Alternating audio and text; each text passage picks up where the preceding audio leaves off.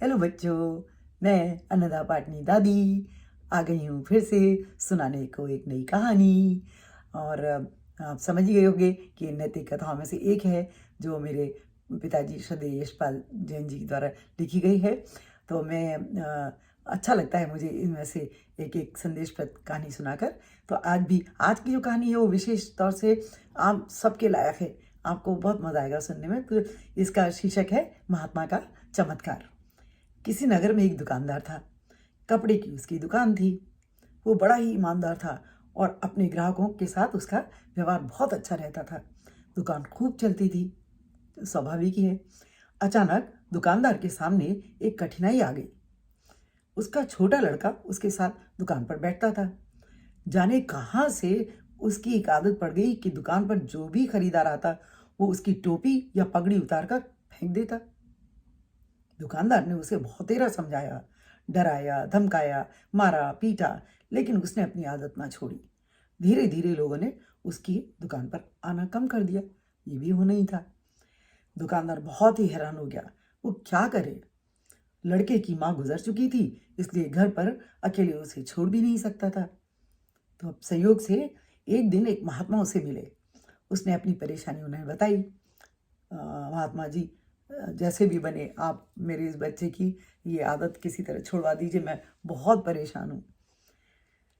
महात्मा जी ने सारी बात सुनकर कहा, मैं तुम्हारे लड़के को ठीक तो कर दूंगा, लेकिन एक शर्त है। दुकानदार ने पूछा, क्या? वे बोले, मैं या तुम्हारा बालक जो भी करे उसमें रोक टोक तुम नहीं करोगे। दुकानदार राजी हो गया। अगले दिन महात्मा अपने सिर पर साफा बांधकर उसकी दुकान पर आए। लड़का तो ताक में था ही। जैसे ही महात्मा बैठे कि वो उठा और उनका साफा उतारकर सड़क पर फेंक दिया। महात्मा ने हंसकर कहा, शाबाश बेटे। उन्होंने उसे पुचकारा और कहा, जरा दौड़कर साफे को उठा तो लाना। लड़के ने छलांग लगाई और साफा उठाकर ले आया। महात्मा ने कहा, अब इसे मेरे सिर पर बांध दो। लड़के ने उसे उल्टा सीधा करके उनके सर पर लपेट दिया। दूसरे दिन महात्मा फिर उसकी दुकान पर आए।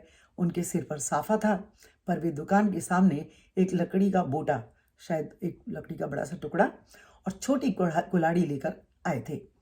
दुकान पर आते ही उन्होंने लड़के को अपने पास बुलाया और कहा, बेटा, उस कुल्हाड़ी को उठाकर जरा लकड़ी के टुकड़े तो कर देना। दुकानदार ने सुना तो बड़ा घबराया। कहने को हुआ कि महाराज, आप ये क्या करवा रहे हैं? लड़का अपना पैर काट डालेगा। पर कुछ न बोलने का वचन जो दे चुका था, इसलिए चुप लगा गया। लड़के ने कूद कर कुल्हाड़ी उठा ली और लकड़ी को काटने लगा।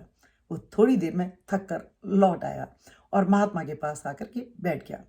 महात्मा ने 7 दिन तक उससे कुछ न कुछ कराया। उसके बाद बच्चे की साफा उतारने की आदत एकदम छूट गई। दुकानदार चकित रह गया। उसने महात्मा से कहा, आपने ये क्या चमत्कार कर दिया? महात्मा बोले, हम लोग दिन भर बच्चों से 20 बार कहते हैं, ये मत कर, वो मत कर, लेकिन एक बार भी ये नहीं कहते कि ये कर। बालक कुछ करना चाहता है और लेकिन तुम उसको करने नहीं देते, इस डर से कि वो काम बिगाड़ देगा, अपने आप को घायल कर लेगा। तो तुमने देखा, जब जब मैंने तुम्हारे लड़के से कुछ करने को कहा, उसने कितने आनंद से उस काम को किया।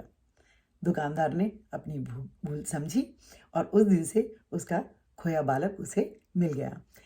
तो सच में बच्चों, ये तो बात बिल्कुल सही है कि हम माता पिता भी अपना दायित्व पूरी तरह नहीं निभा पाते।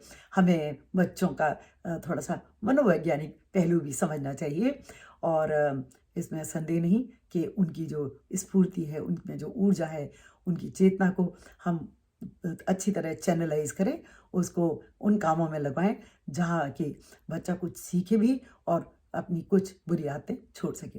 तो बच्चों, आ गया ना मज़ा? अब मैं फिर आऊँगी, फिर नई कहानी के साथ। Okay, bye.